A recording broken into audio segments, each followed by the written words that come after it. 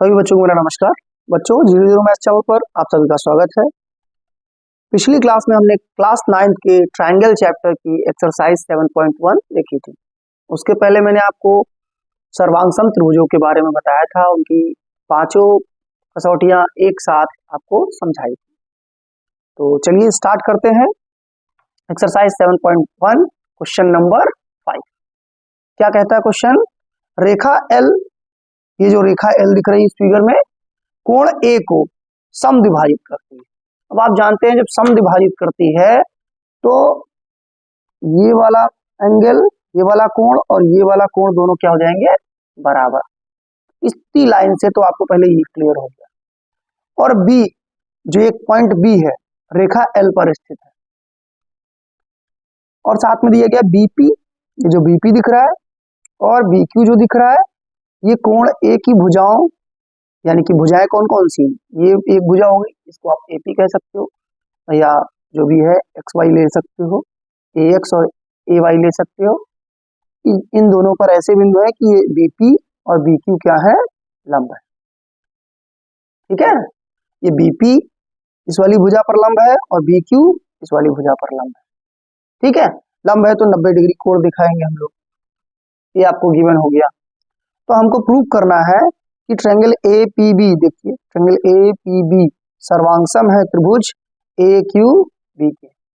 और साथ में दूसरा पॉइंट क्या प्रूव करना है कि जो बीपी है वो बीक्यू के साथ बराबर है, मतलब ये जो बी पॉइंट है वो पी और क्यू से समदूर है। तो चलिए देखते हैं कैसे करेंगे। मैंने आपको बताया था जो त्रिभुज सर्वांगसम दिखाने हो वही त्रिभुज आप ले लिया करिए। तो हम क्या करेंगे, त्रिभुज एपीबी तथा त्रिभुज AQB में पहला पॉइंट आपको क्या मिल रहा है फिगर से देखिए, इन दोनों त्रिभुजों में कॉमन या बराबर। तो देखिए AB बराबर AB, ये दोनों त्रिभुजों में पहला पॉइंट आपको यही मिल गया। दूसरा आपको दिया गया था ये वाला कोण इसके बराबर है। क्यों बराबर है? क्योंकि जो ये रेखा L है वो कोण A को समद्विभाजित करती है। तो हम लिख सकते हैं क्या? हाँ, PAB बराबर QAB, PAB बराबर QAB। और एक पॉइंट क्या मिल रहा है, ये देखिए 90 डिग्री है, APB बराबर AQB। ये तीनों पॉइंट हमने लिख दिए हैं। AB बराबर AB, एंगल APB बराबर एंगल AQB बराबर 90 डिग्री। क्यों? क्योंकि BP लंब है AP पर तथा BQ लंब है AQ पर। ठीक है, और तीसरा पॉइंट PAB बराबर QAB, क्योंकि रेखा L जो है कोण A को समद्विभाजित करती है। तो कौन सी सर्वांग समता? आप देखिए, एंगल एंगल साइड, देखिए फिर से एंगल एंगल साइड, इधर से angle angle side, angle angle side सर्वांग समता से त्रिभुज APB। अब इधर सर्वांग समता आपको पता तो है, वही लिखनी है कि त्रिभुज में प्रूविंग में वही पूछा है, लेकिन फिर भी देख लेते हैं कैसे आप लिखेंगे। यहाँ देखिए P के सामने क्या होना चाहिए, देखेंगे आप तो P कॉन्ग्रुएंट किसके? P के संगत कौन मिलेगा? Q मिलेगा। और A के संगत कौन मिलेगा? A मिलेगा। ठीक है, दो पॉइंट आपको मिल गए। अगर आप APB लिखते हो तो P के सामने क्या आएगा? Q आएगा। और फिर आप देखो यहाँ पे, और A के सामने क्या रहेगा? A रहेगा। तो फिर लास्ट पॉइंट जान ही रहे हैं, B के सामने B रहेगा। ठीक है, देख लेते हैं यहाँ पे मैच करके एक बार। AB बराबर AB होना चाहिए, P कोण Q के बराबर होना चाहिए, और A कोण A के बराबर होना चाहिए। कर दिया। अब ये सर्वांगसम सिद्ध कर दिया आपने, पहला पॉइंट क्लियर हो गया। अब जब सर्वांगसम है तो संगत भाग क्या होंगे? बराबर। तो हम लिख सकते हैं क्या? यहाँ देखिए आपको प्रूव करना था BP बराबर BQ बाई CP/CT, लिख सकते हैं ना। देखिए BP बराबर BQ बाई CP/CT, ये प्रूव करना था। इसका मतलब P जो है कोण A की भुजाओं से समदूरस्थ है। नेक्स्ट क्वेश्चन देखते हैं, क्वेश्चन नंबर 6। इस क्वेश्चन में क्या दिया गया है? चित्र में AC बराबर AE है, AC बराबर AE, और AB बराबर किसके है? AD के। AB बराबर किसके है? AD के। और एंगल BAD बराबर है एंगल ई ए सी के। कहा है बी ए डी बराबर है एंगल ई ए सी के। आपको दिखाना है ये जो बी सी दिख रही है डी ई के बराबर। तो कौन से त्रिभुज लिए जाए जो सर्वांगसम दिखाए जाए? तो आप देखिए, आपको जो प्रूव करना है बीसी प्रूव करना है, कौन से त्रिभुज में? एबीसी में है। और डीई देखी जाए कौन से त्रिभुज में? ये दो त्रिभुजों में, एक तो एडीई और एक डीसीई में। तो हम इधर वाला त्रिभुज नहीं लें क्योंकि इसमें तो हमको कोई पॉइंट गिवन नहीं है। तो हम क्या त्रिभुज ले लेंगे? एक ले लेंगे एबीसी और एक ले लेंगे एडीई। दो त्रिभुज हमने ले लिए। और अगर आप इनको सर्वांगसम दिखा देंगे तो हो सकता है संगत भाग बराबर करने से बीसी बराबर डी आ जाए। तो चेक करते हैं क्या क्या पॉइंट है। यही दोनों त्रिभुज ले लिए एबीसी तथा एडीई में। देखिए AB बराबर AD, AB किसकी भुजा है? ABC की। और AD किसकी भुजा है? ADE की। तो ये तो आपको दिया ही था। दूसरा पॉइंट क्या दिया है? AC बराबर AE। अब देखिए AC किसकी भुजा है? ABC की।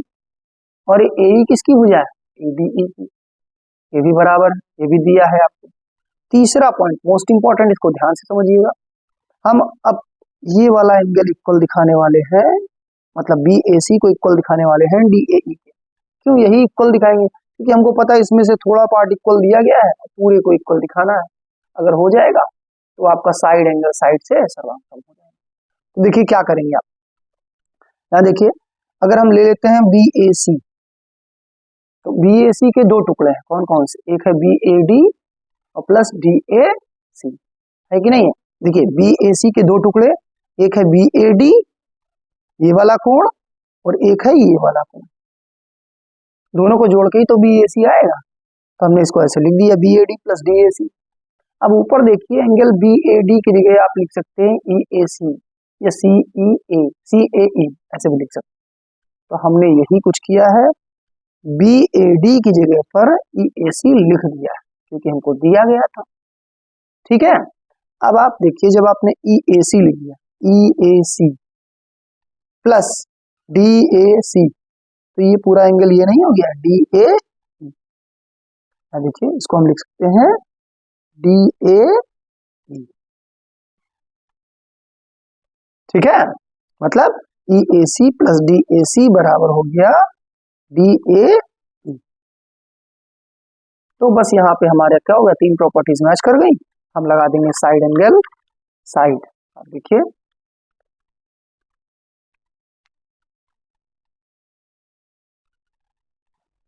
हम क्या लगा देंगे यहाँ पे, साइड एंगल साइड सर्वांग समता से त्रिभुज ABC सर्वांगसम हो गया त्रिभुज ADE के।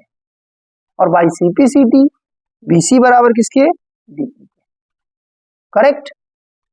देखते हैं जल्दी से क्वेश्चन नंबर 7, दो क्वेश्चन और बचे हैं इस एक्सरसाइज के। क्वेश्चन नंबर 7 में आपको क्या दिया गया है? AB एक रेखाखंड है। देखिए AB एक रेखाखंड है, P इसका मध्य बिंदु है। अगर P मध्य बिंदु है तो ये वाली भुजा इसके बराबर, ये वाला पॉइंट मतलब ये रेखाखंड दोनों बराबर हो जाएंगे। D और E रेखाखंड AB के एक ही ओर स्थित, देखिए D और E एक ही ओर स्थित है। तो इस प्रकार स्थित है कि BAD, देखिए BAD ये वाला कोण बराबर है किसके? ABE, मतलब ये दोनों कोण क्या है आपस में बराबर है। और साथ में EPA मतलब ये वाला कोण बराबर है किसके? DPB के। इतना कुछ आपको दिया गया। प्रूफ क्या करना है? ये दोनों त्रिभुज क्या हो? सर्वांग। तो देखते हैं यही दोनों त्रिभुज ले लेते हैं, पॉइंट देखते हैं कौन कौन से मैच करेंगे। तो देखिए DAP दिख रहा है, दूसरा कौन सा? EBP।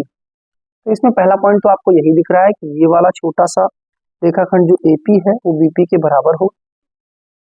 क्यों होगा? क्योंकि P जो है AB का मध्य बिंदु। पहला पॉइंट क्लियर हुआ। दूसरा पॉइंट देखेंगे, क्या हम लिख सकते हैं PAD देखिए PAD है बराबर। क्यों बराबर है? क्योंकि आपको ये पूरा कोण बराबर दिया गया। जब देखिए BAD को चाहे PAD लिखो तो BAD की जगह मैं PAD लिख सकता हूं। और इसी तरीके से ABE, देखिए ABE की जगह मैं लिख सकता हूं PBA। PBE लिख सकते हैं। 2 पॉइंट क्लियर। तीसरा पॉइंट ही इंपॉर्टेंट है। अब देखिए ये एक्स्ट्रा एंगल है, मुझे APD और BPE में रिलेशन चाहिए, क्योंकि थोड़े थोड़े पार्ट बराबर हैं, ये वाला मिला के और बराबर हो जाए तो आपका फिर से लग जाएगी कौन सी, एंगल साइड एंगल। तो देखते हैं कैसे बराबर करेंगे आप। यहाँ देखिए हमने APD ले लिया, APD के 2 टुकड़े, एक APE और दूसरा EPD, दिख रहा है, EPD लिख दिया। अब देखिए APE की जगह आपको DPB दिया है, रख दिया मैंने, प्लस EPD। अब देखिए DPB प्लस EPD, इसको मैं BPE लिख सकता हूं। तो यहां देखिए क्या लिखा, BPE। तब एंगल साइड एंगल सर्वांग समता से त्रिभुज DAP सर्वांग सम हो गया त्रिभुज EBP। नाम लिखना आपको सिखाया है, पॉइंट मैच करके पहले लिख लो साइड में, फिर नाम लिखो, ठीक है। यहां देखो कैसे, A के सामने क्या होगा B, और P के सामने क्या होगा P। 2 पॉइंट पर्याप्त है। देखो A के सामने क्या लिख दिया B, और P के सामने क्या लिख दिया P। यहाँ पे देखो A के सामने लिख दिया B और P के सामने लिख दिया P, तो बचा कौन, P लिख दिया हमने, ठीक है। अब चूंकि ये दोनों त्रिभुज सर्वांग सम है तो इनके संगत भाग क्या हो जाएंगे, बराबर, ठीक है, बाई CPC। लास्ट क्वेश्चन देखेंगे।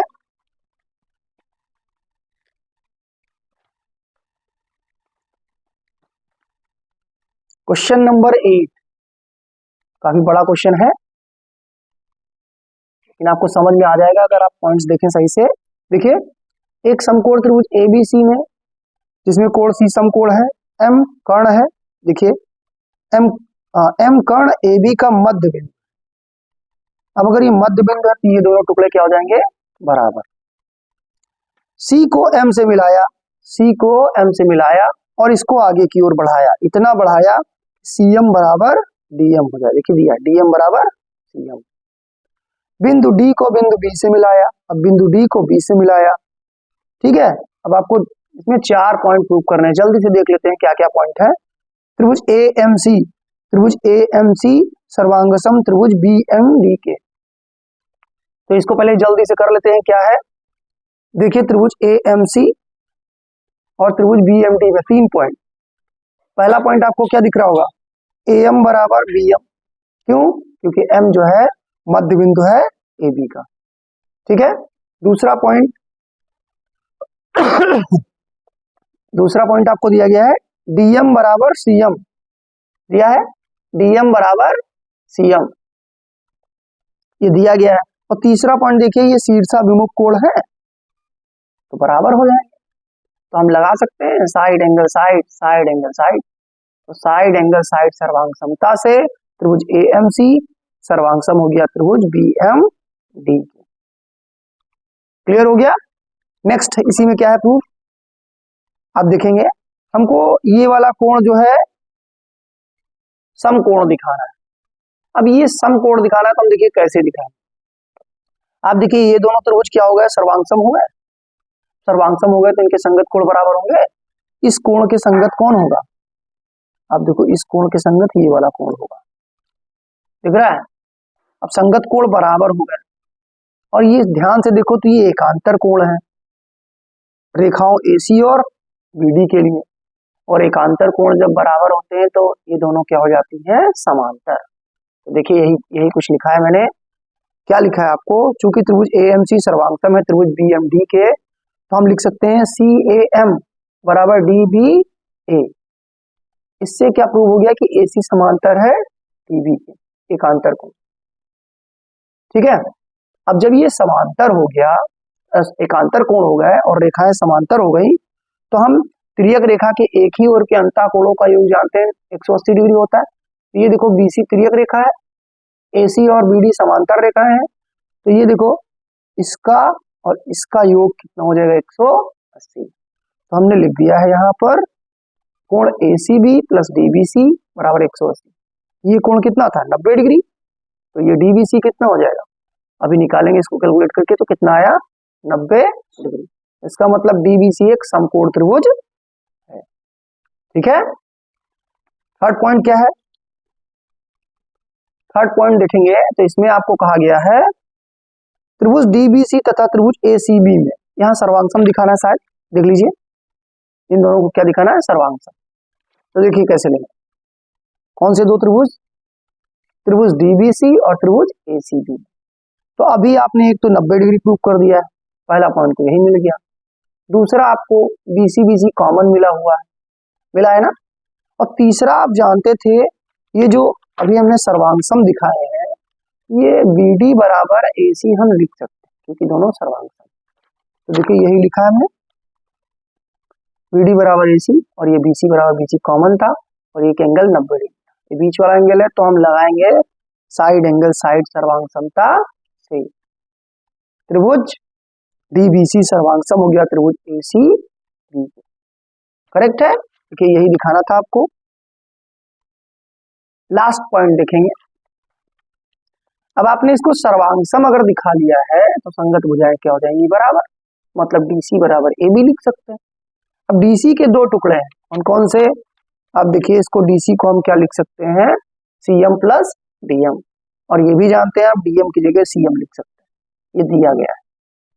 तो यहां देखिए